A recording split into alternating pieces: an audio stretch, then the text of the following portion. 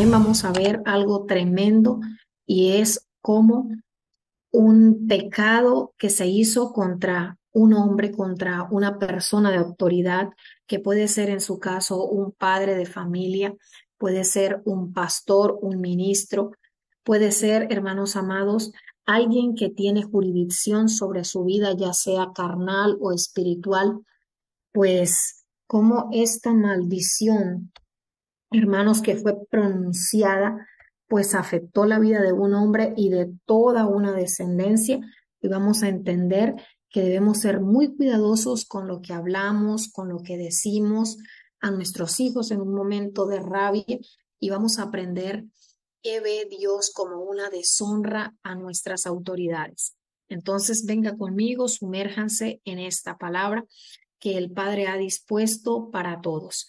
Sí, esta noche vamos a ver, ¿verdad? La bendición de Dios y la maldición que luego alcanzó a muchos hombres. Venga conmigo, vamos a leer el capítulo 9, desde el 1 hasta el 28. Vamos a ir haciendo pequeñas pausas. Me voy a enfocar en la palabra que Dios me ha entregado para su pueblo. Quiero que oremos en este momento. Dispongamos este tiempo en las manos del Padre. Diga conmigo, Padre, que en este día tu palabra poderosa y eterna ministre mi vida, me transforme, me restaure, me capacite, haga de mí una obra extraordinaria, que tu palabra no vuelva vacía, sino que cumpla el propósito por el cual hoy el Espíritu Santo quiera ministrarla. En el nombre poderoso de Yeshua. Amén. Dice la palabra: Dios bendijo a Noé y a sus hijos con estas palabras. Vamos a ir un poco al contexto de este libro, ¿verdad? Del libro de Génesis. Veníamos diciendo que había comenzado algo nuevo. El mundo había sido destruido por causa de la maldad de los hombres, que su pecado había llegado hasta el colmo, hasta en los cielos, había ya hecho la tapita del frasco con tanta violencia. Dice que había derramamiento de sangre, se destruían unos con otros, a esto se le llama violencia. Y esto, ¿verdad? Rebosó el vaso de Dios y entonces vino una gran destrucción. El Padre preserva una familia con quien vuelve a comenzar de nuevo. Es la familia de un justo llamado Noé, ¿verdad? Él entra a esa arca, espera un tiempo de 40 días y 40 noches de estruendo. Luego, después de este estruendo, el arca está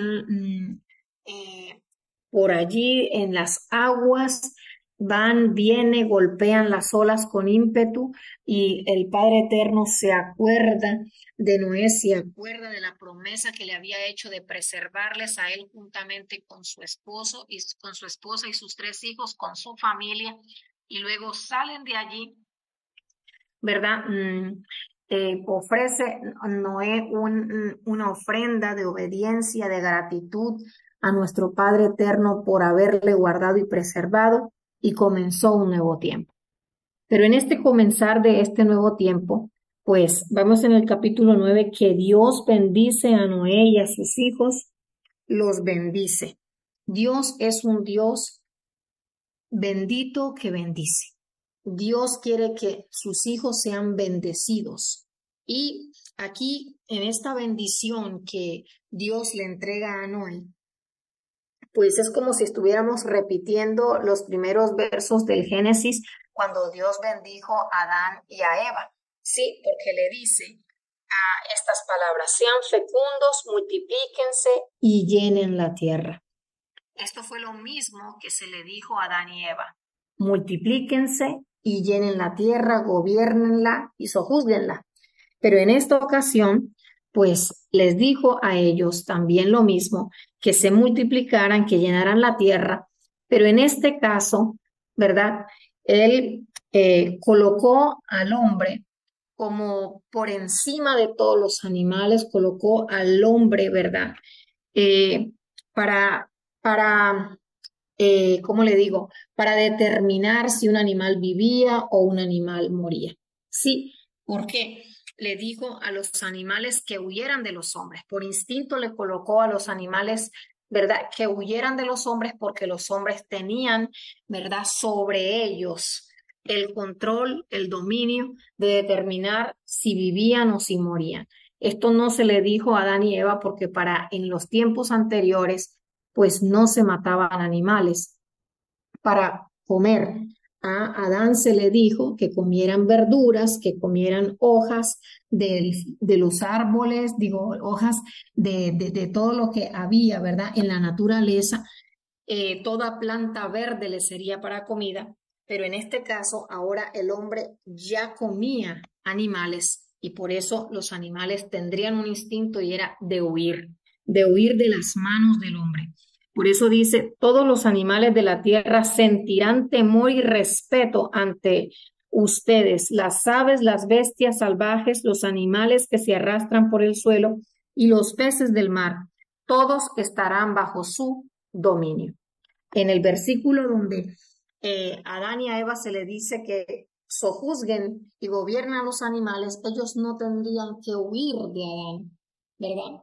Porque había en ese momento una paz entre el hombre y los animales, no se devoraban unos a otros. En este caso, en este nuevo comienzo, esto era diferente.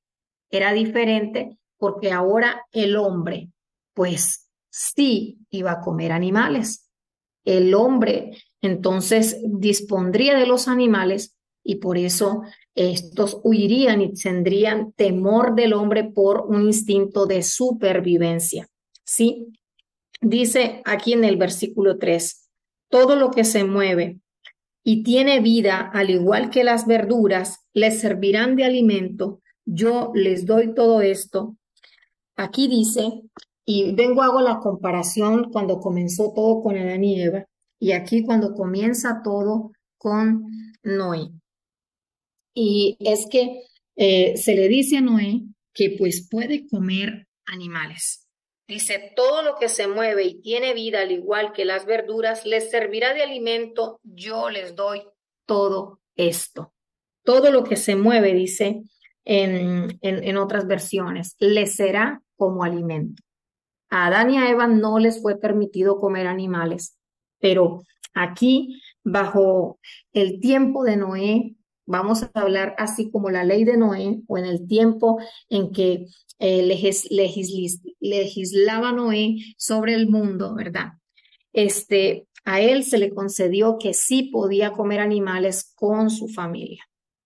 Y pues algunos hermanos pues quisieran que dijéramos, ¿no? Como que, bueno, solamente aquí van a comer animales puros, pero la Biblia realmente señala que de todo lo que se moviera en ese momento tenían legalidad para comer. Esto fue un tiempo, hermanos amados, esto fue un tiempo, ¿sí? Este fue un tiempo y algunos rabinos, hermanos, señalan esto como eh, la ley de Noé y en la ley de Moisés, pues ya se hace otra vez la especificación de los animales puros y de los animales impuros. Para este momento, los animales puros, los que se metieron en el arca, eran para que fuesen sacrificados a Dios, porque ellos, hermanos, no comían animales, Dios no recibía animales impuros. Es por eso que el anticristo, el falso Mesías, está profetizado en los tiempos apocalípticos, en los tiempos finales, que él va a presentar un sacrificio de un cerdo en el lugar santísimo. Esto es una profanación, es una burla a la santidad de Dios. Sí, porque Dios nunca recibió animales que no fuesen puros. Entonces, esto es importante comprenderlo. Pero sigue diciendo el versículo, pero no deberán comer carne con su vida. No deberán comer carne con su vida. Ajá. Es decir, con su sangre. Por cierto, de la sangre de ustedes yo habré de pedirles cuentas a todos los animales y a todos los seres humanos les pediré cuentas de la vida de sus semejantes. Aquí es tremendo.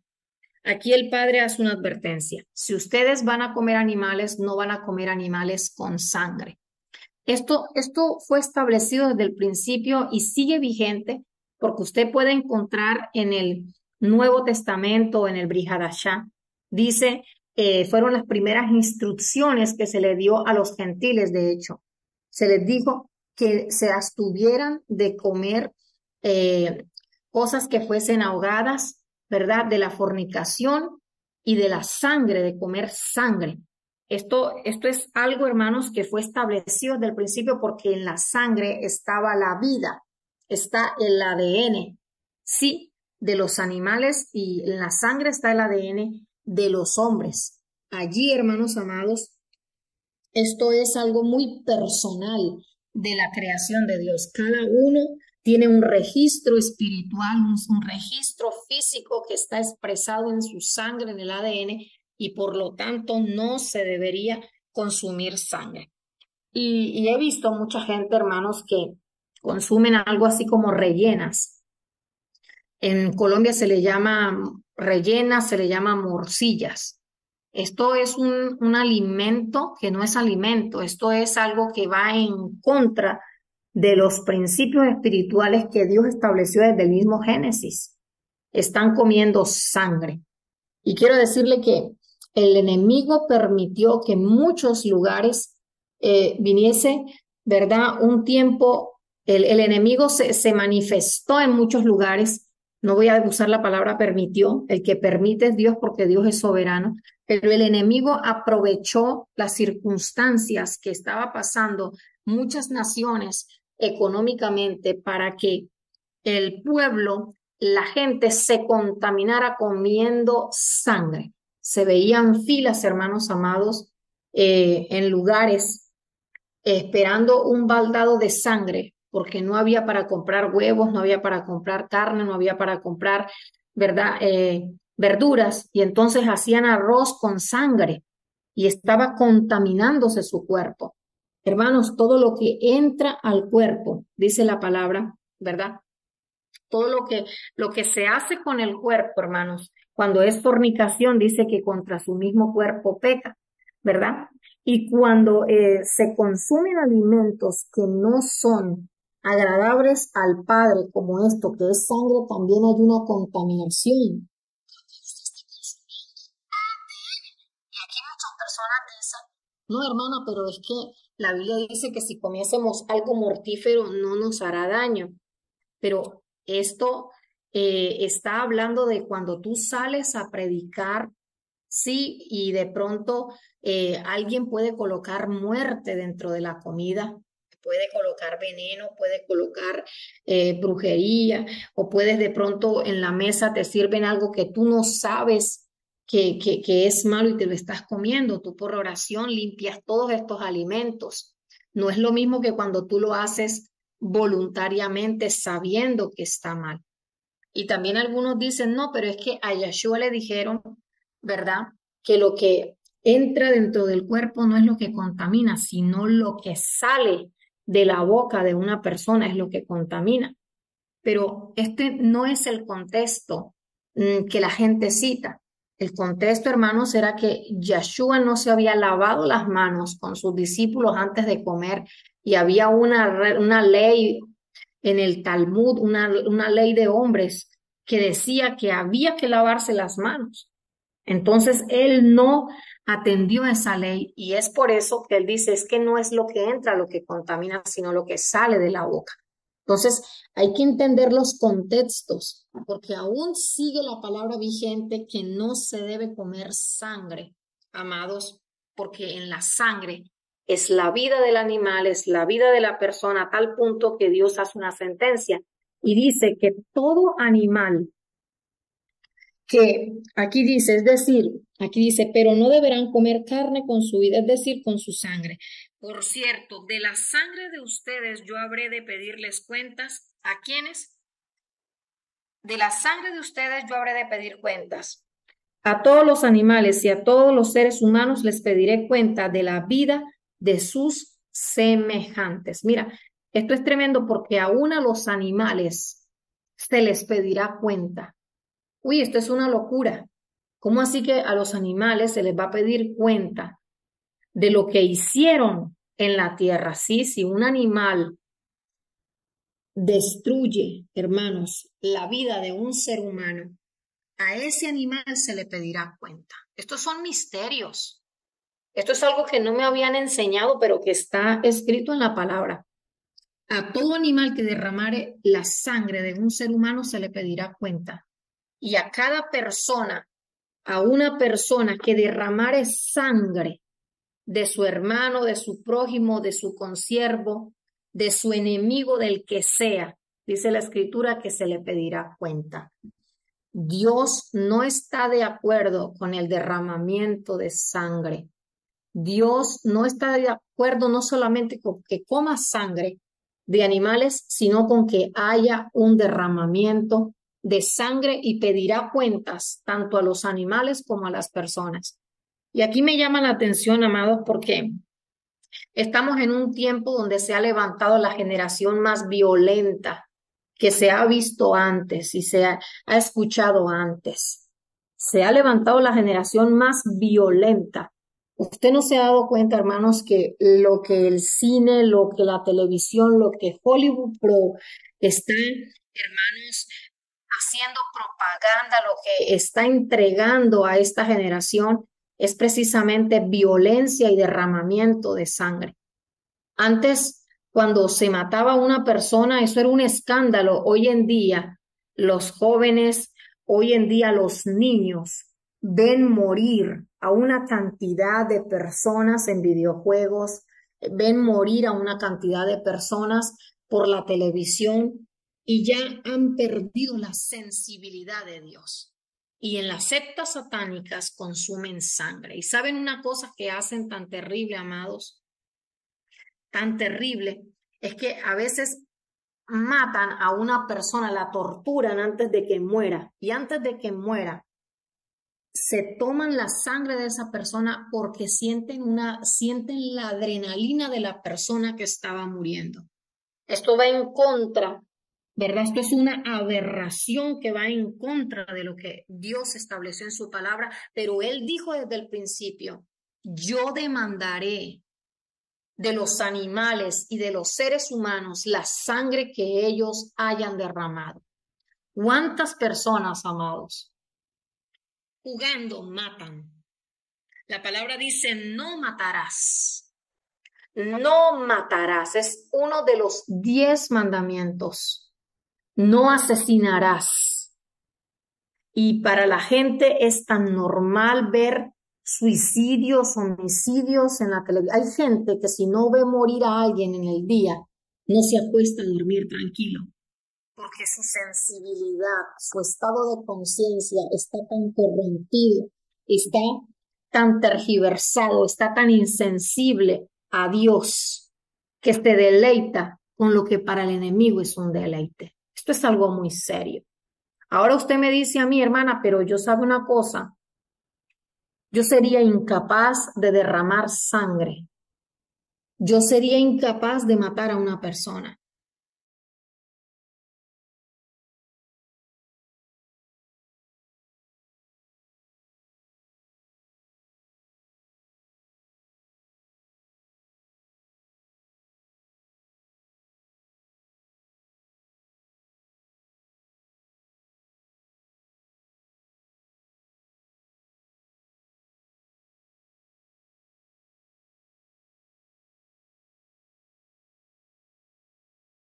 No nos habíamos perdido aquí, no sé por dónde quedamos, pero voy a repetir.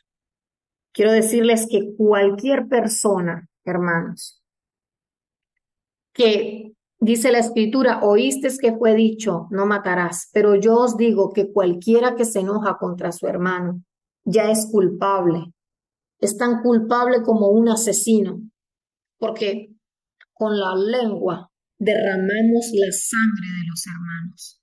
Podemos destruir emocionalmente a un ser humano con las palabras. Y Yeshua llevó el mandamiento a una máxima expresión. Dijo, ustedes oyeron que no se debía matar. Y tal vez no han matado físicamente, pero cuántos asesinatos no han hecho con sus palabras y cuánta sangre ha sido derramada, cuántas heridas han hecho, cuánto han lastimado el alma, las emociones de una persona con sus palabras. Sí, hermanos, Dios también demandará la sangre derramada de las personas por causa de nuestras palabras. La palabra dice que de toda palabra ociosa que el hombre hable en la tierra, de ella dará cuenta en el día del juicio, porque por nuestras palabras seremos justificados o seremos condenados. La palabra dice, hermanos, que vamos a dar cuenta por lo que hablamos. Pero aquí dice también, hermanos, inicialmente, que nuestro Padre eterno, Él demandará cuentas de la sangre que fue derramada, de la sangre que aún sigue gritando justicia, de la sangre que hoy sigue gritando justicia. A veces le enseñamos a nuestros hijos, no matarás, pero le colocamos videojuegos donde se matan unos con otros, donde en su alma y en su espíritu satisfacieron ese deseo de derramamiento de sangre que viene desde el mismo infierno, porque fue Satanás el que indujo a Caín a que matara a su hermano. No había habido nunca antes un asesinato y Caín fue inducido por Satanás. Yeshua, nuestro Padre eterno y Yahweh le dijo a Caín, el pecado está a la puerta, pero tú puedes dominarlo. Pero él, hermanos, no resistió el pecado, sino que abrazó la voz del enemigo, y entró ese pecado, entró esa maldición, entró ese asesinato, entró esa sangre que clamó por justicia, por la causa de la muerte de Abel. Y fue por eso que Caín dijo, si usted me destierra de aquí, Dios, me van a matar. Él sabía que había una consecuencia. ¿Cuándo lo dijo Dios? No lo sabemos. Pero ciertamente habían principios espirituales. Él sabía que el que asesinaba sería asesinado, que esas serían las consecuencias y esa sería la maldición. Por eso es que dijo, si me destierras de aquí, cualquiera que me encuentre me matará porque estoy bajo maldición, porque estoy bajo juicio, porque he matado. Y quiero decirle que todo el que mata a otra persona está expuesto para que otro le mate. Todo el que mata a otra persona con sus palabras, escuche lo que le estoy diciendo, está expuesto a que le maten a él también con las palabras, porque está bajo juicio, está bajo maldición y está bajo condenación. Eso es lo que nos enseña la palabra en Génesis y que podemos encontrar el seguimiento en el resto de la Escritura. Y dice la Escritura, hermanos amados, dice la palabra en el versículo 6, si alguien derrama la sangre de un ser humano, otro ser humano derramará la suya. Esta es una maldición. Esta es una cosecha. El que siembra limones, ciega limones. El que siembra naranjas, cosecha naranjas. El que dice un dicho, ¿no? El que a hierro mata, a hierro muere. Y no es bíblico, no lo dice la Biblia, pero yo creo que es una interpretación muy humana de lo que dice el versículo. Si alguien derrama la sangre de un ser humano, otro ser humano derramará la suya, porque el ser humano ha sido creado a imagen misma de Dios. Y esto es tremendo porque de pronto hay familias donde continuamente asesinan personas. No, a mi hermano lo mataron, a mi tío lo mataron, a fulano lo mataron. ¿Acaso están arrastrando una maldición? Alguien de esa familia mató a otro. Y es por eso que están cobrando facturas a los hijos, a los nietos, a los bisnietos de aquel hombre que un día asesinó.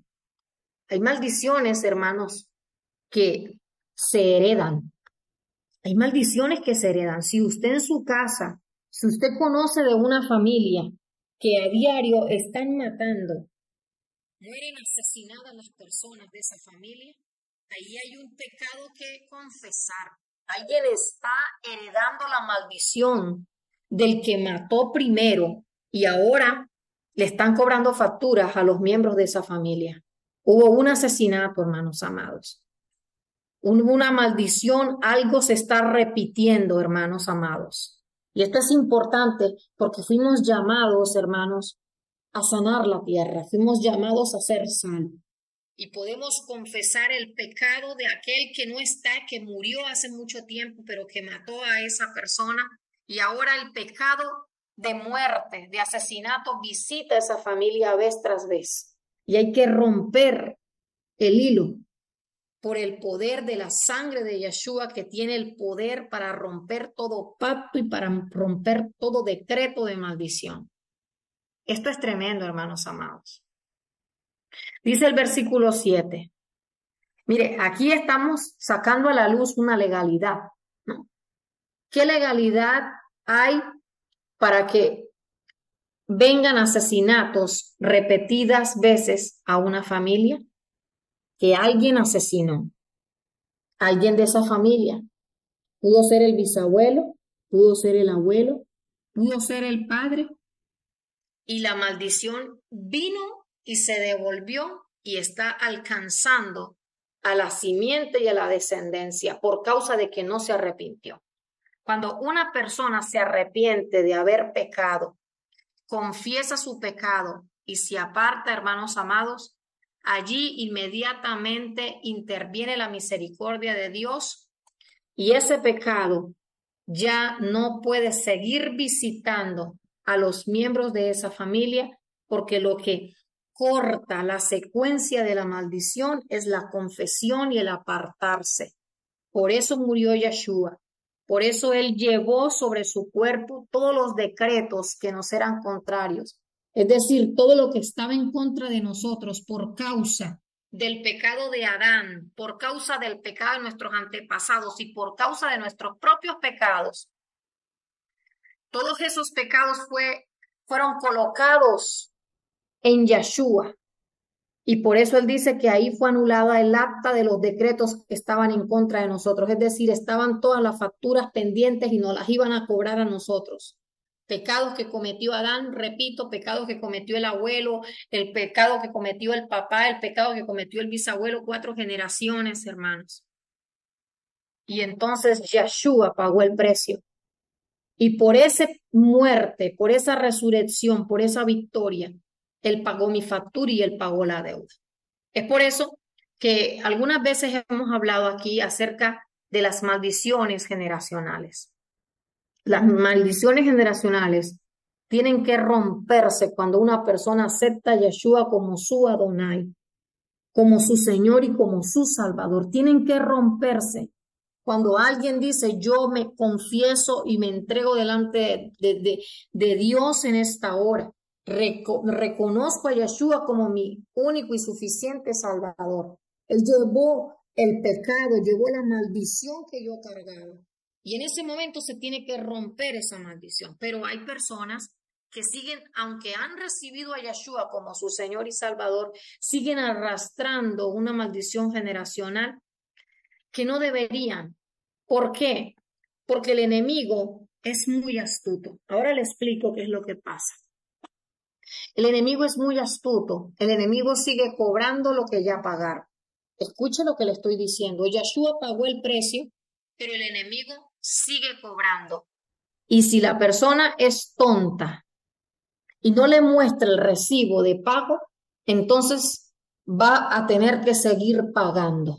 Pero si la persona entiende quién es en Yeshua y toma la autoridad y no acepta eso, yo les enseñé 5 llaves para vencer al enemigo. 5 llaves: rechaza, renuncia, reprende, revierte y resiste. El enemigo se tiene que ir porque sabe, wow. Aquí saben que esta deuda ya fue pagada. Aquí me están mostrando la factura, aquí no me aceptan. El enemigo se va. Sencillamente, hermanos amados, cuando se está manifestando una maldición generacional, pero ya yo recibí a Yeshua. Yo lo que hago es una oración confirmando, ¿verdad? Que yo confieso el pecado de mis antepasados, pero que yo he sido comprada por precio de sangre, que yo ya no tengo por qué pagar la maldición de alguien porque Yeshua ya pagó esa maldición por mí. Y entonces usted le pone un paraguas a las tinieblas y las tinieblas tienen que retroceder. No podemos aceptar estas repeticiones en nuestros hogares, en nuestras familias, en nuestra simiente y en nuestra descendencia, porque ya Él pagó el precio que había que pagar. Y esto es importante que se entienda. Esto es importante que se entienda. ¿Por qué, hermanos? Porque esto es como cuando usted, ¿verdad?, heredó una casa. O vamos a decirlo así, usted estaba pagando una casa y la estaba pagando poco a poco, pero ahí vivían unos vecinos, en esa casa se vinieron a vivir unas personas y a usted no le han entregado la casa porque no la había terminado de pagar. De pronto vino alguien que es Yeshua y pagó la deuda de esa casa. Esa casa le pertenece, los intrusos se tienen que ir. ¿Qué pasa? Que el enemigo no se va pacíficamente, el enemigo se queda en la casa y él a veces va a hacer una batalla para que lo saquen a la fuerza, aunque sabe que ya pagaron. Y es como que la gente se atemoriza y dice, no, yo no reclamo esa casa porque el intruso que está ahí me puede matar y no me la va a entregar. Y entonces no toma la autoridad no toma la factura que ya fue pagada por alguien y no dice, les doy una orden de desalojo porque esto es mío. Entonces, en el mundo espiritual, hermanos amados, hay que desalojar al enemigo. Él ya perdió, él ya está vencido. Yeshua pagó el precio, Yeshua ganó, Yeshua nos dio acceso a lo que el enemigo había tomado de nosotros. Pero usted tiene que saber que ya tiene una identidad, que ya fue redimido, comprado y que la maldición ha sido pagada y resistir para que se vayan. Porque esa victoria ya es suya. Yo puedo, hermanos, describirlo de esta manera. ¿Sí? ¿Y por qué estoy hablando del tema? Porque aquí vemos que hay una maldición. Cualquiera que haga esto, recibirá esto. Todo pecado tiene consecuencias, amados hermanos. Todo pecado tiene consecuencias y las consecuencias de un pecado son tan grandes como la dureza del corazón de una persona. Si una persona se arrepiente y se aparta, alcanza la misericordia de Dios, alcanza el favor no merecido de Dios, alcanza una sentencia, ¿verdad? Donde no hay, ¿verdad? Una condenación tan grande. Hay un arreglo, hay una misericordia de Dios que hasta te puede exonerar de eso que hiciste. Pero entre más haya dureza en tu corazón, las consecuencias serán mucho, mucho mayores. Y esto es importante que lo entendamos. ¿Por qué estoy ministrando esta palabra? Porque tal vez hoy usted necesita saber que ha venido arrastrando una maldición que no tiene por qué arrastrarla, porque Yeshua ya llevó esa maldición sobre sí. Levántese con autoridad y diga al enemigo hasta hoy. Yo he sido comprada por precio de sangre, no acepto la enfermedad, no acepto el asesinato en mi familia, en mi vida ni en la vida de mis hijos, hermanos. Es tiempo de pararnos firmes. Es tiempo de pararnos y firmes porque no podemos seguir pagando las consecuencias de el abuelo, del bisabuelo o del padre. Yeshua ya pagó el precio por ese pecado.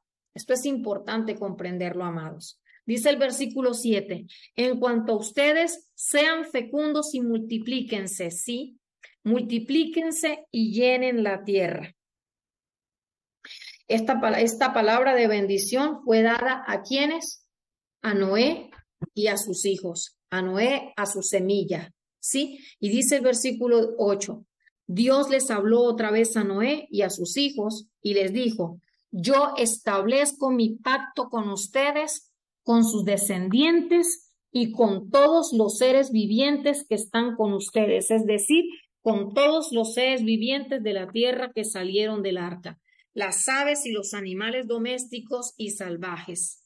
Este es mi pacto con ustedes. Nunca más serán exterminados los seres humanos por un diluvio. Nunca más habrá un diluvio que destruya la tierra.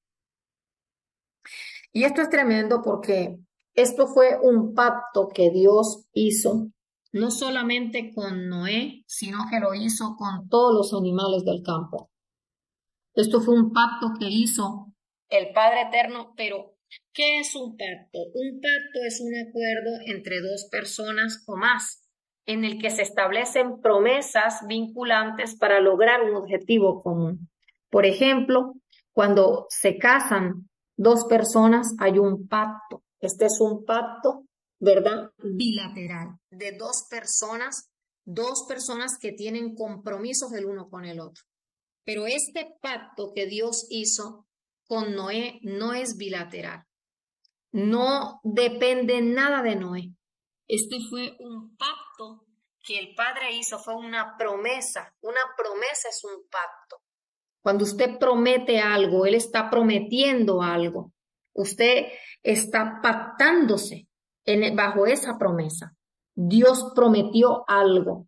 Cuando un hombre y una mujer se casan, se prometen cosas el uno con el otro. Esto es un pacto. Cuando usted hace un negocio con un socio y se prometen cosas el uno con el otro, hacen una alianza, hacen una coyunta, hacen un pacto, ¿verdad? Estos son pactos, compromisos, donde el uno y el otro adquieren ciertas responsabilidades, ¿verdad? Y beneficios y se enfocan en un sentido común, van hacia una misma dirección.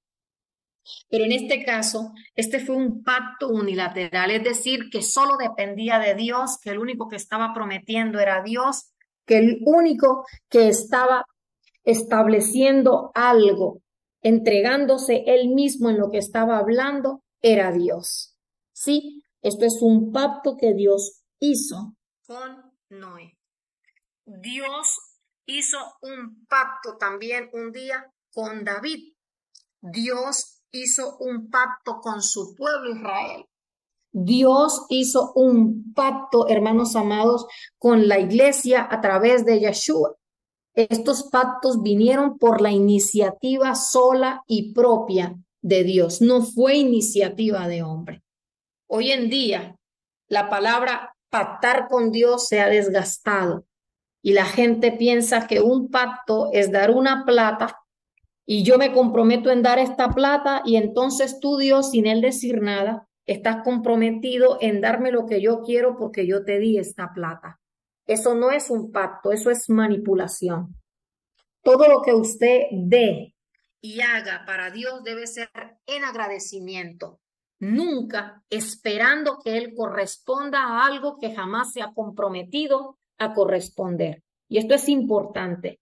Usted inicialmente, por iniciativa propia, usted puede hacer un voto. Y yo les expliqué a ustedes aquí el poder del voto o de la promesa, ¿verdad? Porque un voto también es una promesa lo que hace la persona por iniciativa propia o por dirección de Dios, con un propósito específico, ¿verdad? Pero no es un pacto. Los pactos solo vienen de Dios. Los pactos con Dios vienen por iniciativa de Él propia. Escuche lo que le estoy diciendo. Vienen por iniciativa de Él propia. Usted nunca va a hacer un pacto con Dios. Dios hace pacto con nosotros cuando a Él le place, cuando a Él le nace y por su propia iniciativa y para su propio compromiso.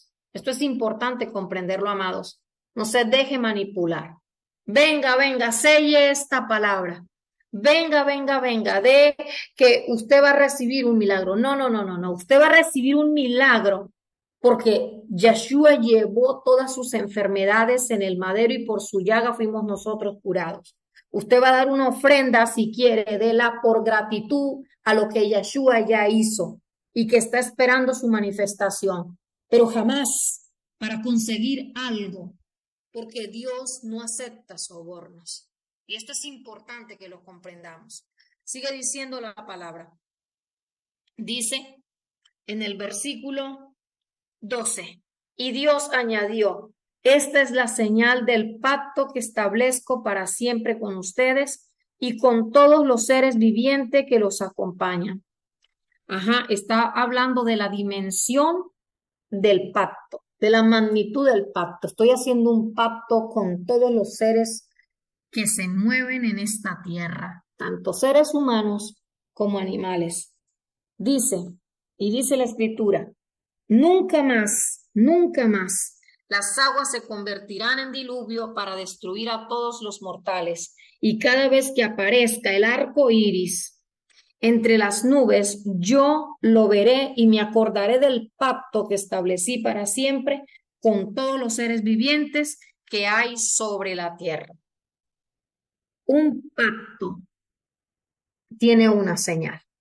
Usted ve que cuando los esposos se casan, pues hay un anillo. Esto es una señal del pacto. Una señal es algo que se ve. Sí, es algo material, es algo que se visualiza. Y esta señal es en lo que te hace recordar un evento importante, un momento importante. Entonces, el arco iris era la señal, así como un anillo para este tiempo y por muchas culturas, es la señal de un compromiso que se hizo el hombre con la mujer.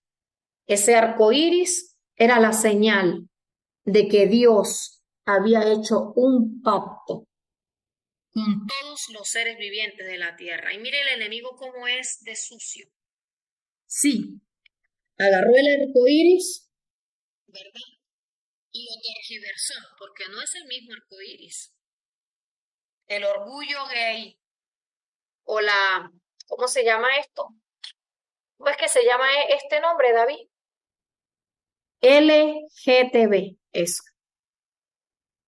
Estos tomaron ese arco iris, como diciendo, tú dijiste que no ibas a destruir más la tierra con un diluvio, pero vamos a provocarte con nuestra depravación para que la destruyas de todas formas, aunque no sea con diluvio, pero para que la destruyas. O sea, porque usted sabe que en los últimos días, dice la palabra, que también sería como el tiempo de Sodoma y Gomorra, ¿verdad? Había una depravación sexual. Y entonces, aquel arco iris lo tomaron, hermanos, para tergiversarlo y para pervertirlo. Hoy en día, ya la gente no quiere identificarse con un arco iris porque el enemigo lo tergiversó. Aquí es donde nosotros podemos darnos cuenta que el enemigo no tiene nada nuevo ni nada de creatividad ninguna. Él toma lo que ya existe y lo tergiversa. Y quizá pase mucho tiempo. Y la generación de este tiempo relaciona el arco iris es con ellos, con el antidiseño del maligno, con la LGTB. No, LGBT es la cosa. Entonces, se olvidarán que Dios hizo un pacto con el hombre de preservación, con un pacto de los animales de preservación. Se olvidarán que un día hubo un diluvio. Se olvidarían entonces que un día Dios, por causa de la maldad de los hombres, destruyó la tierra, porque eso es lo que quieren, resetearle la mente a las personas. Que se olviden de un Dios, que se olviden de un pecado que destruye al mundo, que se olviden de lo que pasó, para que no teman y para que no respeten a Dios. Sí, hermanos amados, agarraron el arco iris y lo envilecieron. Le pusieron colores diferentes, le cambiaron allí. Pero si la gente no lee la escritura, no le enseña la palabra, La generación que se está levantando va a tener un concepto erróneo de la señal del pacto que Dios hizo con todo ser viviente sobre la tierra. Por eso Dios lo levantó a usted para que usted le enseñe la palabra a sus hijos. Por eso Dios dice, escríbela en las puertas. Casi se me quiere caer la cobertura, pero no se me cayó, se me olvidó colocarme un gancho. Sí, mis amados hermanos. Entonces, escuchen lo que le estoy diciendo, pueblo. Estamos llamados a ser voceros de la palabra, a afianzarle a nuestros hijos y a todos los que nos escuchen que Dios es un Dios que cumple su palabra, que Dios es un Dios de pacto, que Dios es un Dios que cuando dice sí es sí, cuando dice no es no. Y que esa señal siempre le recordará a él que a pesar de los hombres, él dijo que no destruiría la tierra como un día fue destruida. Esto es tremendo. El que tenga oídos para oír, que oiga lo que el Espíritu Santo está diciendo a su pueblo. Y dice el versículo aquí, cada vez que aparezca el arco iris en las nubes, yo lo veré y me acordaré del pacto que establecí para siempre con todos los seres vivientes que hay sobre la tierra. Dios concluyó diciendo a Noé, este es el pacto que establezco con todos los seres vivientes que hay en la tierra. Y quiero enfocarme ahora. Aquí me voy inspirando, ¿no? Y ya van 45 minutos, amados, 52 minutos. Qué tremendo, qué poderosa es la palabra. Qué lindo lo que se esconde detrás de cada verso. Qué hermoso cuando el espíritu de la letra se hace manifiesto, mis hijos. Qué hermoso cuando el Padre tiene tanto que enseñarnos. Y hay personas que dicen, pero ¿para qué leo la palabra si ya la leía ayer o la leía antier? Cada día que leas la palabra vas a encontrar un tesoro en ella y te va a ministrar la palabra en la necesidad que hay para ese pueblo. La palabra de nuestro Elohim es eterna porque Él es eterno y Él es mismo es su palabra. Y todos los días esa palabra, si hacemos esta enseñanza dentro de 3 años, encontraremos otras maravillas. Porque según la necesidad del pueblo, Dios entregará su palabra. Qué maravilloso. Y quiero que nos enfoquemos aquí, los hijos de Noé. Aquí vamos al versículo 28. Yo quería separar estas dos enseñanzas, pero nos vamos a tardar muchísimo, entonces vamos a hacerlo por capítulos, lo que el Padre nos dé en cada capítulo. Dice el versículo 18, los hijos de Noé que salieron del arca fueron Sem, Cam y Jafet. No es Jafet, es Jafet, para los que les gusta mucho el café. No, es Sem, Cam y Jafet. Estos fueron los 3 hijos de Noé que con su descendencia poblaron toda la tierra. Miren, mis hijos, todo lo que usted ve, todo lo que hay en este mundo procedió ¿de quién? De Noé. Todo fue un nuevo comienzo y Dios utilizó los genes de Noé para poblar la tierra. Esto es importante que usted lo sepa. ¿Qué pasó? Que quizá el enemigo pensó destruir la promesa que Dios había dicho cuando dijo, de la simiente, tu simiente, le dijo a la mujer, le aplastará la cabeza al diablo. El diablo, ¿verdad? Le morderá o le herirá en el calcañar. Eso no es una herida de muerte, pero tu simiente le aplastará la cabeza. Entonces se vino y se empezó a pervertir la genética. Yo les hablé, hermanos, de que los hijos de Dios, los ángeles, que no guardaron su dignidad, dice que abandonaron su morada, bajaron a la tierra, se mezclaron con las mujeres y estas mujeres dieron a luz híbridos.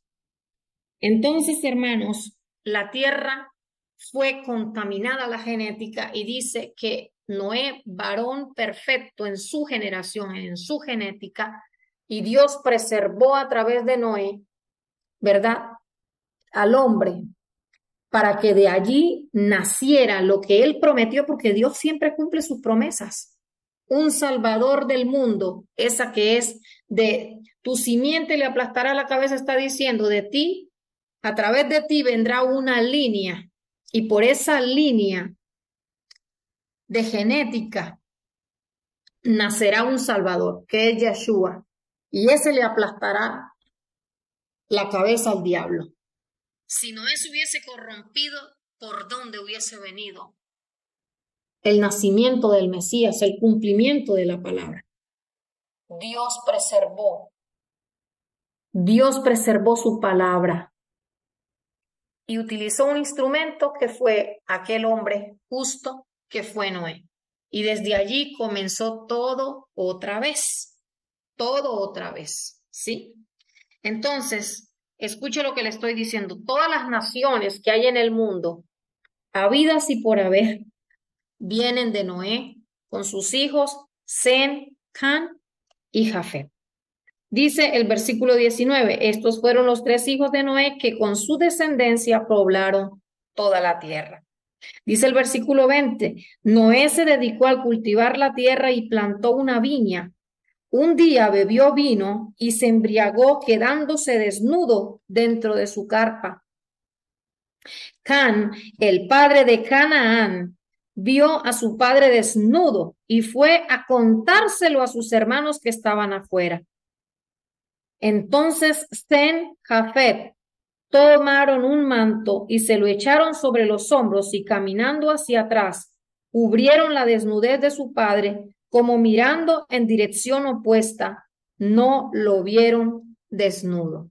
Escuche lo que le estoy diciendo, hermanos. Noé se dedicó a cultivar la tierra y plantó un viñedo. De esto hablaba yo con mi esposa esta mañana. Y de repente se embriagó Noé. Y yo le decía, Noé fue un hombre justo, un hombre que caminaba con Dios, que amaba a Dios, que obedeció la voz de Dios, las instrucciones de Dios, que predicó por 120 años que venía un diluvio.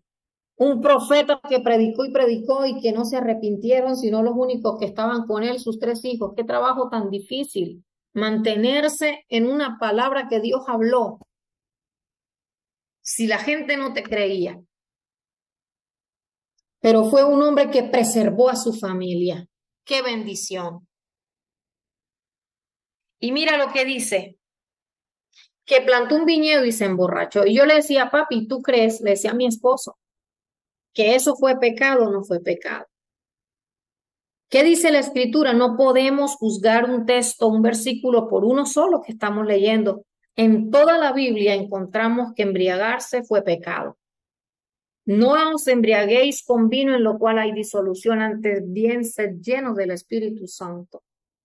No os emborrachéis porque hay desorden, hay disolución. Ahí vimos a un Noé que se quitó la ropa, quedó fuera de sí y se desnudó por completo.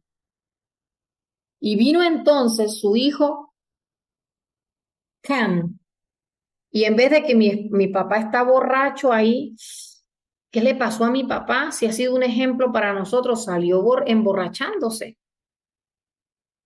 Y en vez de cubrirle la desnudez, de ponerle una manta e irse calladito hasta vestir al papá si le tocaba, se fue y se lo contó a sus hermanos. Lo dejó tirado allí. Y hay muchas inferencias. Algunos dicen que fue que Can violó a su papá en compañía de su hijo Canaán. Otros dicen que fue que Cam violó fue a la esposa de su padre, porque cuando habla de que le vio la desnudez a su padre, muchos lo asocian en el contexto que la desnudez de su padre es su esposa. Estos son algunas inferencias que se hacen.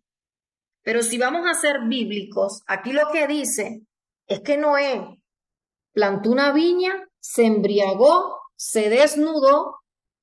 Aquí dice que el hijo lo vio, no lo cubrió y fue y se lo dijo a sus hermanos. Aquí no, aquí está claro, pues, no, lo que digan es una inferencia. No existe esto de que hubo una violación, no existe esto de que violaron fue a la esposa de Noé, no existe esto, a su propia madre, no existe eso. Son inferencias. Mi esposo me decía, y también podríamos inferir que Noé, antes del diluvio, pues tomaba vino.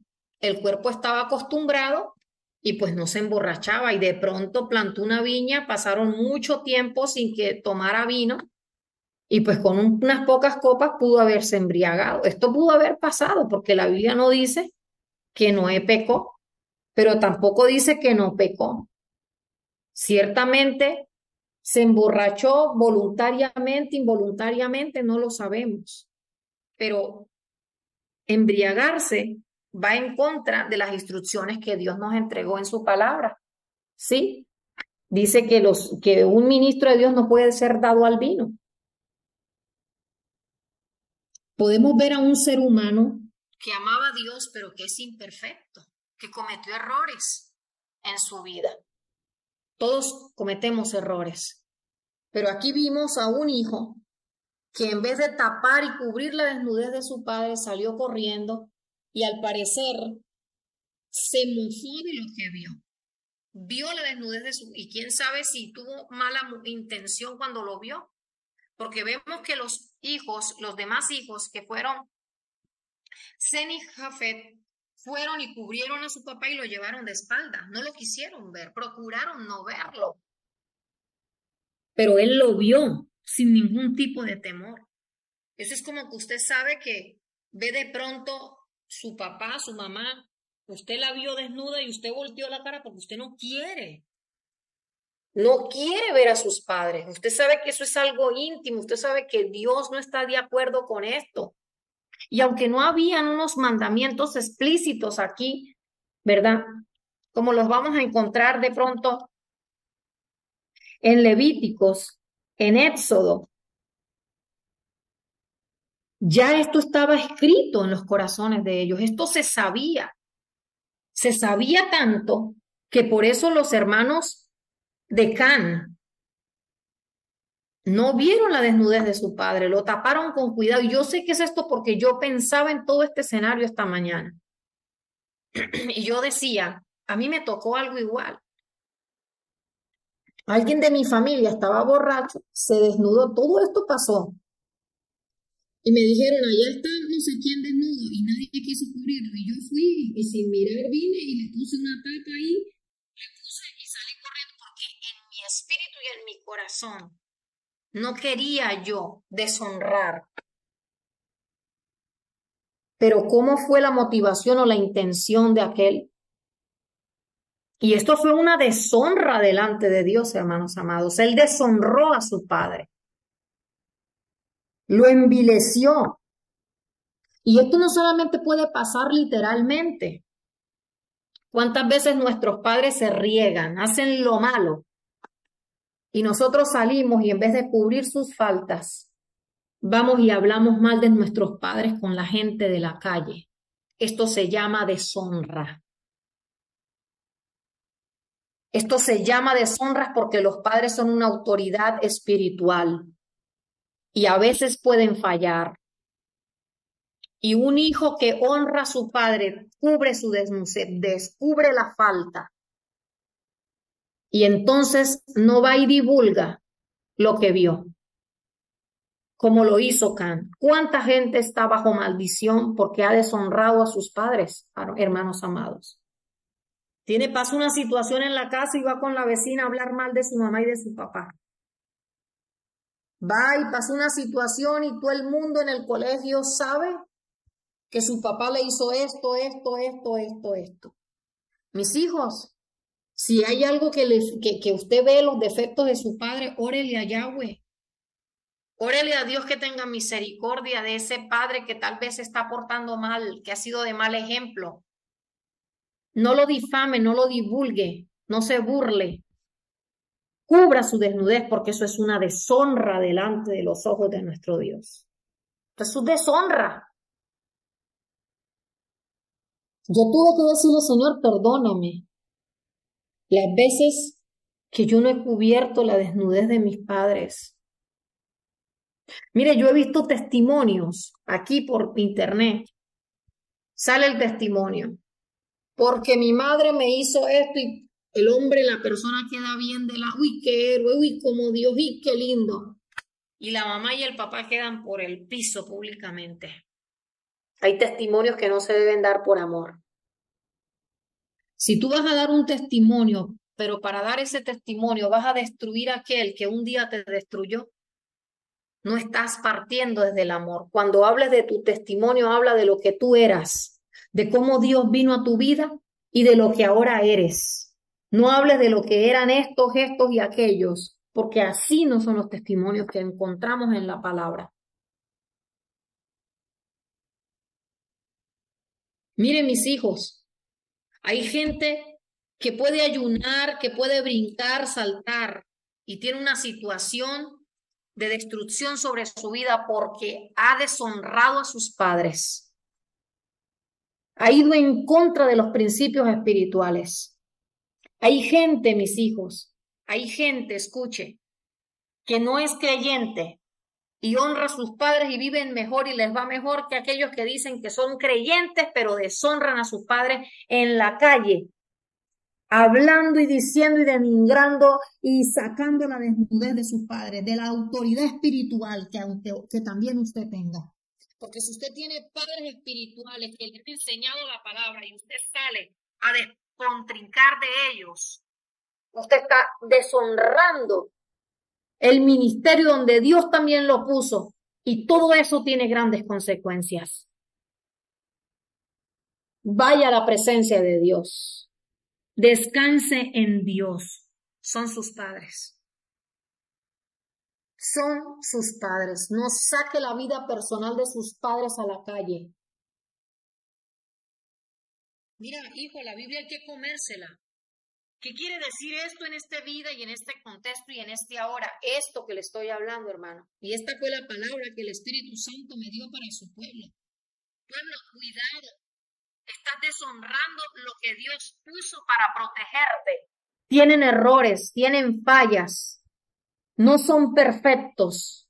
Cúbrelos, porque la palabra dice, honra a tu padre y a tu madre para que te vaya bien y sean largos los días que nuestro Dios Yahweh te da en esta tierra. Quiere decir que si no lo haces te va a ir mal. Te va a ir mal, estás bajo maldición. A veces llega gente a mí a decirme que le pasan tantas cosas y yo le pregunto, ¿y cómo es tu relación con tus padres? Y a veces guardan silencio. Arregla eso, pide perdón, perdona y restaura y verás que el mañana tuyo va a cambiar. Aleluya, mi alma lo adora. Dice la escritura, aquí dice, hermanos, 24, cuando Noé despertó de su borrachera y se enteró de lo que su hijo menor le había hecho, declaró, se enteró, se paró de su borrachera y se enteró. Wow, esto fue un chorro de agua fría. Y de una vez dijo, maldito sea Canaán. Profirió una palabra de maldición. Pero qué tremendo, no le dijo maldito sea Can, sino Canaán, el hijo de Can. ¿Por qué no dijo maldito Can si fue Can el que me hizo esto? Algunos deducen que Dios había bendecido ya a los hijos de Noé. Cuando dije, este capítulo comienza con la bendición de Dios y termina con la maldición de Noé. ¿Y cómo maldecir lo que Dios bendijo? Se deduce que por eso dijo, maldito sea tu hijo Canaán. Canaán fueron de ahí la tierra que fue conquistada después. Ellos fueron enemigos de los hijos de Dios, de Israel. Maldito serás tú, Canaán. Canaán fueron sexualmente depravados. Canaán vino de una generación que deshonró a sus padres y que terminó raído. Le dijo, maldito sea Canaán. Será de sus dos hermanos el más bajo de sus esclavos. Y algunos piensan que los negros vienen de la semilla de Canaán, los negros que fueron esclavos. Pero no es así. En esta zona no tuvo nada que ver con territorios personas de tez morena. No, esto se cumplió literalmente, que él le tuvo que servir a su hermano. Dice, será de sus dos hermanos el más bajo de los esclavos. Y agregó, bendito sea el Adonai Dios de Sen, que Canaán sea su esclavo. Que Dios extienda el territorio de Jafet y que habite Jafet en los campamentos de Sen y que Canaán sea su esclavo. Hubo una maldición y hubo una bendición. La bendición para los que honraron y la maldición para los que deshonraron. Y yo me pregunto, y me preguntaba, ¿acaso fue que Noé maldijo por iniciativa propia? ¿Se levantó molesto por lo que pasó? Y la palabra de un padre, que esa autoridad tiene un alcance tan grande para que se cumpla lo que dice un padre. ¿O acaso él profetizó las consecuencias del pecado? Esto es para pensar. ¿Acaso esta palabra vino del corazón de Dios o fue la palabra independiente de un padre enojado? Y yo pensaba y decía, Señor, no quiero profetizar maldición sobre mis hijos, aunque no quiero que me uses para profetizar maldición sobre mis hijos. Y tampoco quiero por mí misma, porque esté molesta, porque esté decepcionada, herida, maldecir a mis hijos, porque aquí quedó maldita implícitamente es la generación. Cuando usted maldice a su hijo, maldice a su nieto y maldice a su bisnieto y a todos los que le siguen. Hermano, piense lo que dice antes de hablar. No puedo juzgar a Noé, un hombre justo, si lo que dijo lo dijo, porque profetizó las consecuencias del pecado, o si él lo dijo porque salió de él. No lo puedo juzgar, pero sí le puedo decir a usted, hermano, cuide lo que usted dice cuando tiene rabia por causa de la desobediencia o la deshonra de sus hijos, porque duele que se cumpla lo que se dijo. Bendiga a sus hijos a pesar de. Hable bien de sus hijos a pesar de. Levántese en las mañanas, en las noches, levante las manos al cielo y diga, Padre, ten misericordia de mis hijos a pesar de. No tengas en cuenta sus pecados. ¿Cuántas palabras tendremos que revocar? ¿Cuántas palabras usted va a revocar en esta noche? ¿Cuántas palabras usted va a revocar en esta noche? Mire, ¿sabe qué? Hoy lo voy a guiar a una oración. No me gusta hacer tan largo esto, pero el Espíritu Santo me dijo, ministra mi palabra, entrega mi palabra al pueblo porque esta es la necesidad que tiene mi pueblo. ¿Cuántas veces hemos dicho cosas terribles de nuestros hijos? Escuché cuando me dijo alguien, a mí me maldijo, mi mamá me dijo que me iba a ir mal en mi matrimonio y me casé y nunca he podido hacer vida. Es el tiempo de como padre revocar. Ay, se me va a apagar esto. David, por favor, ¿me puedes conectar? Ya va, hermanos, se me va a apagar esto, ya va. Ya va, me paré. Ponla, David, por favor. No, ya quité la cámara, no te preocupes. Bueno, hermanos, casi que se apaga esto, casi que se nos apaga, pero no se nos apagó. Gloria a nuestro Padre eterno. Vamos a orar, hermanos, vamos a revocar todas las maldiciones, todas las maldiciones que un día lanzamos sobre nuestros hijos. Vamos a decir en esta hora, Padre, yo te pido perdón por todas las maldiciones que salieron de mi boca para con mis hijos, por todas las palabras de destrucción que le he dicho a mis hijos porque estoy decepcionado, porque estoy triste, porque estoy herido. Yo te pido, Señor, que en esta hora sean revocadas. Y yo bendigo en el nombre poderoso de Yeshua a mis hijos. Yo bendigo a mi descendencia. Yo bendigo a mi generación. Yo bendigo a mi semilla. Que ellos cumplan el propósito por el cual han sido plantados y establecidos en esta tierra. Que ellos sean levantados, que ellos sean transformados, que ellos sean restaurados, Dios mío. Yo perdono a mis hijos Diga ahora, yo perdono a mis hijos por todas las veces que me han deshonrado, por todas las veces que me han desobedecido, por todas las veces que me han difamado, por todas las veces que se han levantado contra mi autoridad. Yo los perdono y los desligo de todas las maldiciones que salieron de mi boca en un momento de rabia, en un momento de ceguera, en un momento donde no podía entender que mis palabras tienen poder en el mundo espiritual. Padre, ten misericordia de mis hijos.